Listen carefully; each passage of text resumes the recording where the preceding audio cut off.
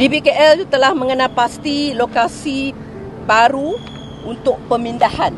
Dr. Ben, rumah ibadat terlibat untuk memastikan penganut Hindu dapat terus menjalankan aktiviti-aktiviti keagamaan mereka dan selesa dan harmoni.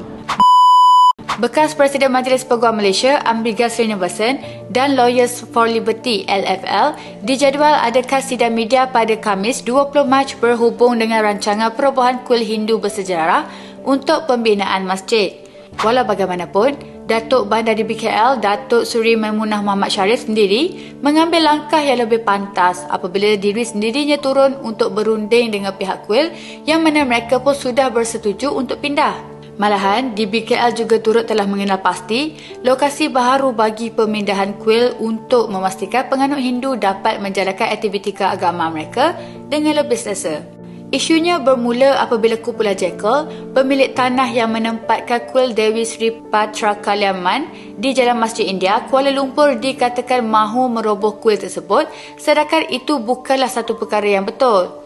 Untuk pengetahuan, pihak Jekyll menawarkan pampasan kepada jawatankuasa kuil untuk menanggung kos pemindahan tetapi tidak dapat mendedahkan jumlahnya kerana perkara itu masih dalam perbincangan. Menurut Ketua Komunikasi Undang-Undang dan Korporatnya, Aiman Dazuki, pihak Jekyll telah membuat tinjauan ke atas tanah tersebut sejak tahun 2009 sebelum menandatangani perjanjian pembelian 3 tahun kemudian untuk merealisasikan hasrat pengasas syarikat Jekyll untuk mewakafkan sebuah masjid untuk komuniti setempat. Tanah di lot 328 itu adalah tanah milik sepenuhnya Jekyll Training Sdn Bhd. Perbincangan berkenaan dengan acquisition tanah tu, pembelian tanah tu telah bermula sejak 2009 lagi, susulan dari hasrat Allahyarham pengasas Jekyll, iaitu Allahyarham Muhammad Jekyll bin Ahmad, berkenaan dengan hasratnya untuk mewakafkan tanah tersebut untuk pembinaan masjid bagi menampung keperluan komuniti di sana. Isu ini telah diselesaikan secara harmoni.